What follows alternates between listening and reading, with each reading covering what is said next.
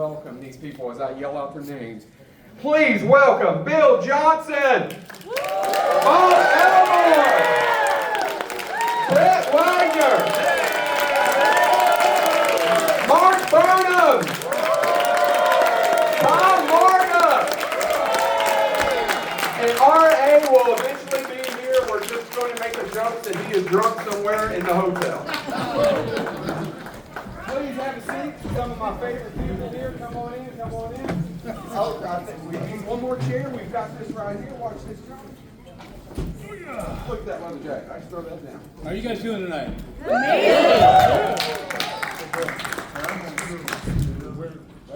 All right, we got everybody here. Cool. Everybody comfortable? We got mics. We ready? Well, see if these. Oh, they work. They work. So the good thing about Scarefest and Comic-Con and everything, when people ask me how you get this job, I can't tell you how to do it, but I can give you some advice about how to do the job. And about how to do the job is that nobody came to see me or Kat. So we're going to let you do most of the questions. No, it's not a bad thing. You are here for our celebrities. Now, I'm only going to start one question to, as I was saying earlier, Pop. Oh my God, you guys suck. All right. Hey, let me say, Dan Yeager from Texas Chainsaw Massacre 3D wishes he could be here. He told me to tell everybody hello. So hello to Dan. All right.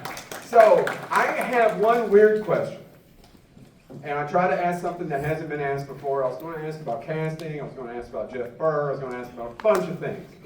But what I'm going to ask you is this question: what is the worst part, the most uncomfortable thing about playing a masked murderer, specifically maybe Leatherface? What is the worst part, gentlemen? The heat. The heat. Yeah. I mean, I got heat stroke in the movie and got replaced, so definitely the heat. I mean, I don't think people think it's so glamorous, right? But can you tell them a little bit about making the movie? Maybe go down the way and just talk about the heat. It just sucks, and it's not glamorous, and it's not always air conditioned. 110 degrees every day. Ooh. Every day. 100% humidity every day. And on set, maybe 140, 150 degrees because of all the lights involved. So when you took a breath, your lungs hurt. Now we're running around like crazy people doing all that. So you can just imagine, and sweat. In 30 years as a stuntman, I think that was the hardest job I did myself. It was just, I mean, a lot of money, I really did. But I earned every penny of it. Yeah. 100%. We were filming in Austin. I believe July or August. And if you've ever seen that mansion that me and Andrew filmed in, there was black mold everywhere, and at 350 pounds, I was sweating bad. So yeah, it's definitely the heat. Like a woman in the night? Yes. Yes, there you go. In maybe a religious location. I mean, everything that they said went for me for sure. But the thing that I couldn't plan on, because you can kind of plan on it, heat. Although I'm not discounting, the heat stroke is definitely a problem. Have to handle that because that's a life-threatening thing. But the blood, what happens with the blood, at least our kind of blood, is after because there's different kinds of blood, first of all, for different shots or effects. And the kind that we use the most, it looks great for about 5 minutes. And then it starts to dry and it gets sticky. And I had a full beard. So when I would turn my head, my beard hair would stick to my shoulder. Oh. And then when I turned back, it was a problem. Or armpit hair, all of it. Wow. And for me, that was I was so thrown by it that I went to the producer and I was like, what can I do? What am I gonna do? Because it wasn't being fixed. And, like a good producer, he said, why don't you just shave where you can shave? And I was like, oh yeah, okay. So then I shaved my armpits and whatever else, and it was fine from then on. But that for me was one of the most uncomfortable things. Well, wearing makeup and all these costumes that can be really heavy and be very, very hot. I was fortunate, I think most people know, I was just in one scene, and so I didn't have to wear the stuff all the time. But I've done lots of different makeups and lots of different kinds of prosthetics, and I find that besides just the heat, there's also the problem of vision, because some of this stuff, gives you tunnel vision. You can't see what you're trying to do, and sometimes the costumes are hard to use your arms. So all those things are part of the business that we have to deal with as stunt guys. For the, oh, I'm sorry, please. No. Thank you. Like Bob said, the heat was unbearable, but not only that, Bob ran for miles and miles, and the producers ran dust in the air, and then they had rumble pots going with carbon dioxide, the smoke, and then as an added touch, the customer would put the mask on and spray you down with hairspray for some photographic reason. And all of that ends up in your lungs. And finally got to me. I got pneumonia. I was out for a week. To the point of the sweat, in one test sequence, I sweat so much, and the blood in my mask, the blood was only placed around my eyes. But I sweat so much that it bled into my contacts and changed the color of my contacts. Oh, It was definitely something to be dealt. RA, they were asking us of one thing that was just very tough filming in the movie. So what was one of the things that was super tough? We've all talked about the heat and the blood, but when you were filming part 3, what was one of the toughest things that you had to deal with on a daily basis? That was a question? Yes, sir. That was a question? Yeah, all right, that's the question. You know, we film mostly at night, so it was like really cool. So the heat wasn't a problem for me. And when we did that body pit stuff, they got us wetsuits, custom-made wetsuits, so we could go in a heated body pit pool. So that was no problem. The one single thing that was slightly annoying was, I don't know, anybody ever seen the movie? You? So, that little squirrely girl that's an original victim, I chase her down in the woods and I grab her and I impale her on the tree. And then my chainsaw just happens to be magically hanging in the branches. I don't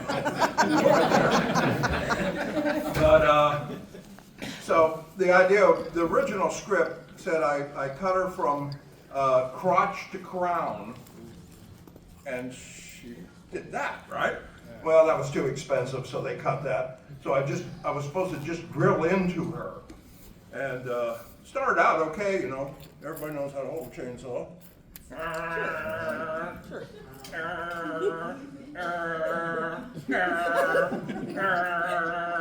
Now, so I got that big ass chainsaw totally extended. Greg Nicotero's down here with a 5-gallon bucket of pressurized blood, squirting it in my face. And I kept waiting for the director to call cut. And I probably went like from this to, and that was the only annoying thing in the whole movie, Otherwise it was, great. Are you kidding? And R.A., Jeff Burr did that to you just so he could do that to you. Me. Well, he may be getting some kind of revenge. Yeah, that Jeff did that on purpose. Sorry, R.A. and I have talked about Jeff. He was kind of a mutual friend. Okay, he's the director of Chainsaw 3, passed last year. Who passed Yeah. 53 weeks ago. Yeah. I was at his home place on the anniversary of his death. A wonderful man and great director. And really just a nice guy. Sorry, I just wanted to throw that in there. All right, who has the first question? Who wants it? Oh, this is what happens when I don't make you stand Okay, up. thank you. Thank you guys, we'll see you back at our table. Someone's got a question. Young man, I see a question. Yeah, sir in the green? What's his question? He don't have one, he was just scratching his head. I do the same thing all the time. Oh, and yes, young lady, you want to come up? Why don't you come up? Come up, Camp Crystal Lake. Oh, wait, she's got a Crystal Lake t-shirt on? Yeah, I know. Go. So you How said dare you? you said what your least favorite part of filming was. What was your favorite part of filming? Chainsaw love, baby. Lunch when they were cooking steaks? Listen, if you don't know R.A. Mihailov, he will tell you all the good barbecue places in L.A. and a few other states where to go. He loves his meat. Here in Kentucky? Here in Kentucky. So, you know, I had the scene where I hit Eric Balfour with the sledgehammer. And after like 6 or 7 takes, he kept going, "You gonna hit me hard or what?" And I was like, okay, all right. So I nailed him with that sledgehammer and I heard him go, "Ooh." I was pretty happy at that point. Anybody else? Yeah. For me, I get into the filmmaking aspect of it. So all the kills, our movie was, you know, only practical effects.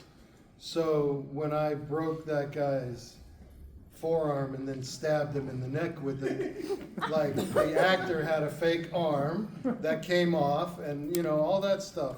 And so I get into the filmmaking aspects of that, making it look real as possible. And that's what really turns me on as an actor. So that was my favorite thing.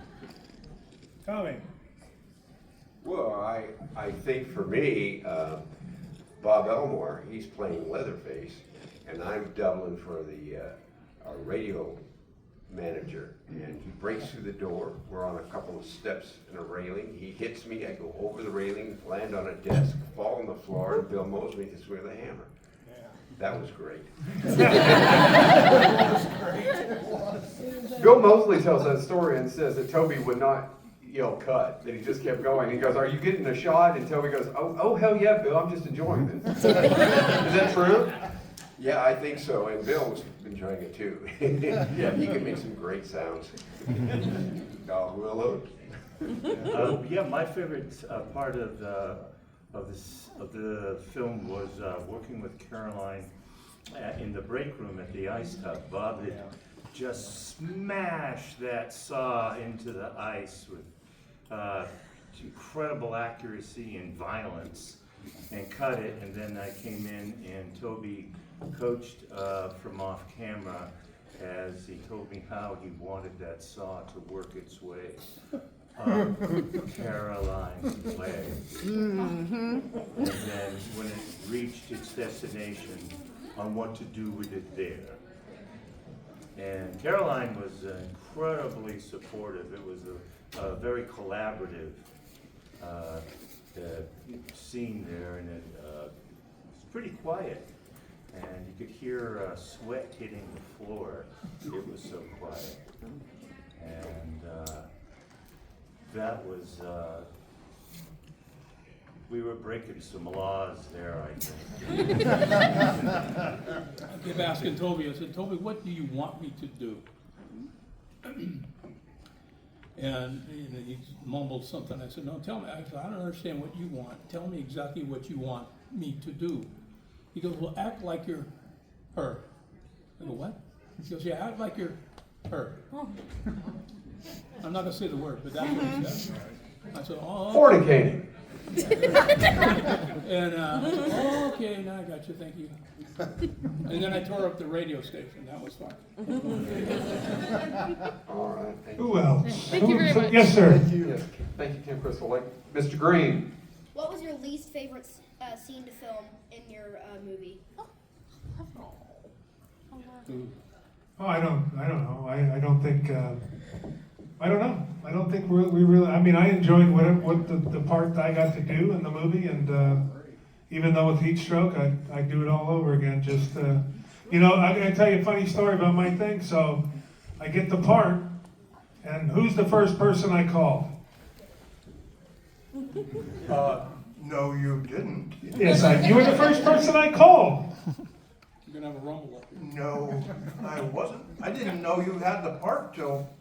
Well, you were the first person I called anyway, so that's. It must have got picked up on the answering machine. And But that is, I've known RA for many, many, many years, and You claim when you were 19, right? yeah, 19 years old. We Yeah. were working together, Yeah. and I'm 57 now, almost. We were bouncers. Yes, that was. And what's truly unique is, to be able to listen. There's very few guys in this business that can say they got to play Leatherface, let alone Tom, who's played Leatherface, Jason, and Michael Myers. But, there's very few people that have been lucky enough to, after Gunner, to do this, and it's quite the honor to even, to do one scene in the movie, let alone hang out with these guys who have finished movies, and the newest guy, Mark Burnham, right here, who's done a great job, and so it's quite the honor to be in the movie and be in the franchise and the series. To answer your question a little more, for me, Bud, is that we try and work so hard to get a job that when it comes together, you're just trying to not only do the best job you can, dealing with all the pressures from people that are above you, making more money and stuff, whatever, deal with them, and just trying to enjoy it, that you really don't have anything that you don't like. Like we've all said, the heat is something to deal with because it's a health issue. People die from it every day. And so it has to be dealt with. And it's not really pleasant, but you're still working. And so most of it is beyond that threshold of dislike. You're willing to put up with quite a bit because you're enjoying working. Yeah. All right. Do you know who Mickey Jones, the character actor, was? Of course. So he was on Tool Time. Tool Time. He had that straggly red hair and the straggly red beard, and been in a million movies. But I know Mickey. yeah. He said, acting is the only business where you work harder to get a job than you do when you have the job. Yeah. All right. Our next question is right over here. Yes, sir. You go. You live your dream. Oh, look at that shirt. What's your name, sir? My name is Frank. Frank, welcome to Scarefest. Thank you. So you guys, I've been a big fan, Texas Chainsaw since Gunner.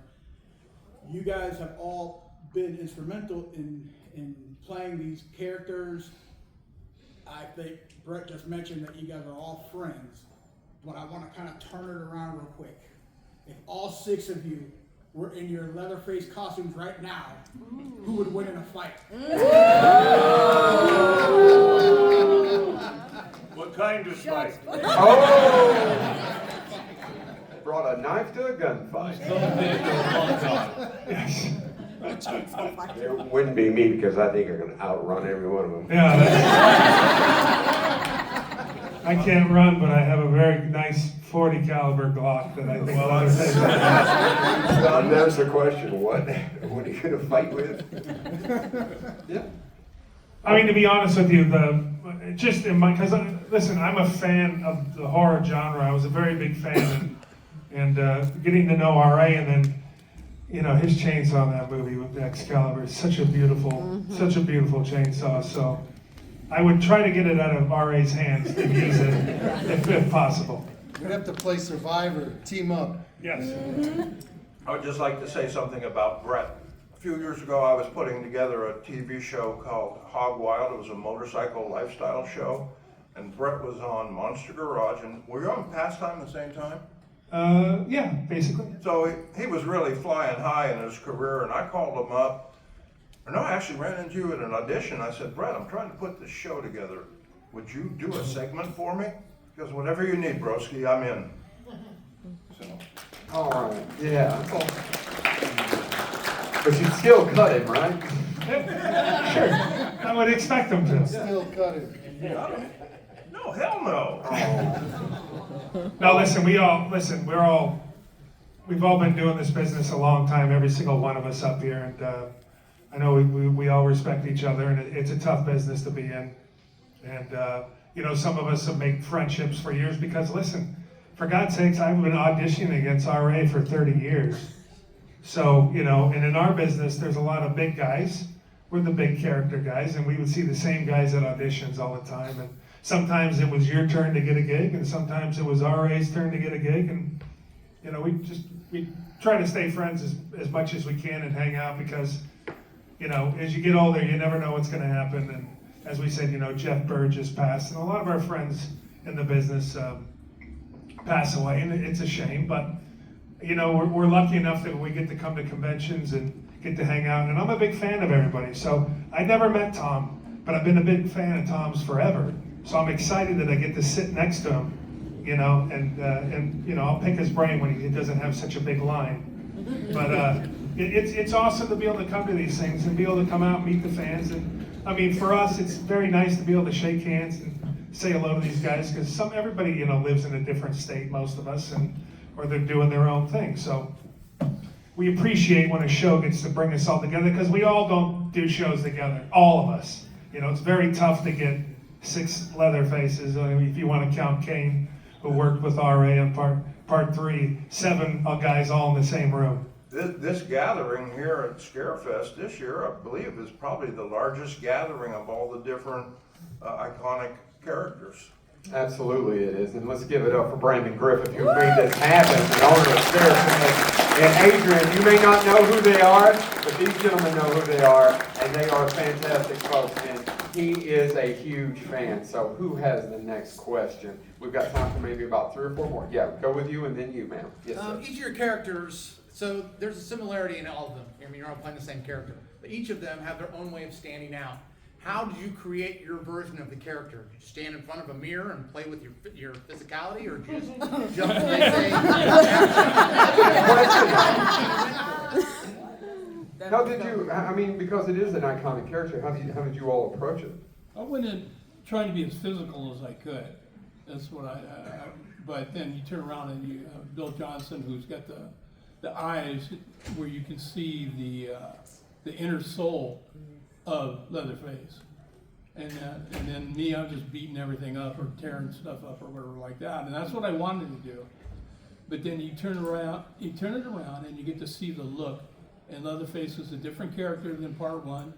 They're all different, and but the soul was developing in part 2. Yes, looking in the mirror and acting silly. I love the mirror things. But I also watched every single movie to that point and went over and thought what RA did, what Bill and Bob did, what Gunner did, So even what Robert Jacks did, who's not with us anymore. For me, I was tasked with a slightly different characterization. So I was hired particularly to match Gunner as if Gunner were playing my role. So that's kind of a level of characterization above normal for me. So what I'm actually supposed to be doing is playing an actor, playing a character. Now, for the story, that's never going to be seen in the story. But that's what the producers wanted me to do. So all due respect to the gentleman I'm sitting with here, and I'm really honored to be here, no one mattered in my movie but Gunner and my character. Because it's called a direct sequel, which means that the original is valid, all other storylines are not addressed. So, and then my movie takes the character as if he were found today and moves it forward. And that's what the producers wanted me to do. So that was a very difficult thing because I don't have access to Gunner. I only have the first movie and maybe a couple of interviews that are not really actively helpful in the portrayal of the part on film. So a lot of it happened in my imagination. Like I had to extrapolate. I had to do my research on how Gunner would move and then extrapolate that into my movement patterns, if you can understand that. I know it's an odd thing to describe, but yeah. Anyone else about their character? Anything to add? How you prepared for it? The part two was a departure from part one in the sense of the humor was ratcheted up. Toby had said, well, the first one was a comedy, but people weren't getting it, so he and Kit Carson decided to really ratchet up the humor so people wouldn't know whether to laugh or scream, and they were happy about that. And the second film was not so much about Leatherface as what was underneath Leatherface, Bubba. And Bubba was he just melted for Stretch. He was throwing down for her, and goodbye family. And that was okay with him. Just as long as him and Stretch could live happily ever after, which was not to be. And so it was a great blending of Bob being the protector of the family and ripping and tearing through concrete, and all those great jump scares he gave us out of the vault, blasting through the wall in the break room, and then his destruction of the room. I remember the ceiling fan that was spinning, and Bob had this chain up, and it sliced a couple of blades off the fan, and it looked pretty lame and lonely spinning on that. And Bob capping it off with a huge chainsaw erection flying in the air as he did a very smart about face out the door and down the hall. Absolutely. Anything else, or okay? Next question. Last question. Yeah. Hi, it's an honor to be amongst 6 legends. I just have one question for you. Who was your favorite kill scream? Say it again. Your favorite kill, the scream. Who was your favorite? So you're asking us who screamed the best when we were killing? Absolutely. Oh, okay. Yeah, I was kind of confused too. Okay. Caroline Williams. All right. You have to go with that because she screamed. And all she did was scream. I'm gonna go with Caroline Williams too. All right. Sarah Yarkin, I mean, when I took her head, that was the best. That was the best right there. That was the best. All right. I actually didn't kill that many people. Yet. There's still time. Yeah. Tom. Yeah, I think I would agree with Bob. I'm assuming, Bill, your answer is Caroline. Duh. All right, just time for one. Yeah, I got you there, and then one more. Go ahead. Do you, building off of that, do you have a favorite kill in the franchise, not just yours, but overall? Do you have one that you really enjoyed? Yeah. The Netflix, when he cut the lady's head off, I thought that's absolutely the best thing I ever saw. Yeah. That was it. They made the whole movie for me. It was great. I go, you gotta be kidding. Oh yeah, absolutely. God, that's so tough. Each movie has a great. I mean, I'm gonna tell you when Ken Foree and RA are going at it together. I really like that. So, but I also like Mark Burnham when he's tearing all those people on a bus. When he's tearing them up, because idiots would be pulling out their cameras. They would. People won't run. Like I would you, run, sir. But yeah. I liked, actually, I know it's unpopular, but the killing of Sally Hardesty, because that was technically the most badass thing that I had ever been involved in. I mean, I have a half-blade saw jammed into her belly. She's wearing a shark fin with the other half of my blade. And there's 3 guys who are on her wires, so that when I go like that, she flies across the street into the trash pile. And you gotta love that. Yep. All right. You don't want to hear this. Oh, no, sir, when you say that stuff, that's exactly what I'm going to ask you to say. Say it. The favorite kill I ever did personally was not in a Chainsaw movie. That's okay. It was in a movie called Slasher.com, and I killed a pot-smoking hippie. Listen, that's not nice. He offered me a toke on the bull, and I snatched him up, broke his back over my knee, and then shoved a ice pick up through his chin. What did pot smokers do to you, sir? I mean, not that I know any, but...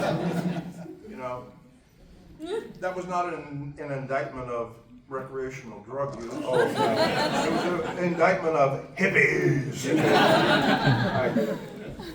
Tom and Bill? Well, I can't say too much. I was in there so short, but being on the truck and cutting people apart in their convertible was kind of exciting. Yeah, great scene. The one I enjoyed was watching Bill Moseley straddling Lou Perry and hammering his head into next week for about half an hour. Yeah. All right, last question. Now, before we answer the last question, I want to remind you, we are just getting started. These fine gentlemen are going to be here all weekend. They are living legends. Make sure, before I get to the last question, hold on. Make sure that you stop by their table. They're going to be here. Get something signed, meet them, get a photo, do it. You're going to have a blast. Who has the last question? First hand I see up. Yes, Red. Okay, so with your character, each of your Leatherface characters, if you were to get to make another a crossover movie, which horror icon would you want to go up against? Ooh. Good last question. That is a good last question. Red, you're my new favorite person. Ready? Yes. Yeah, the question was, if you didn't hear it, if you got to do another movie and you got to do a crossover like Freddy versus Jason, who would you want to go up against as Leatherface? Me and Kane Hodder in Jason versus Leatherface. Yep.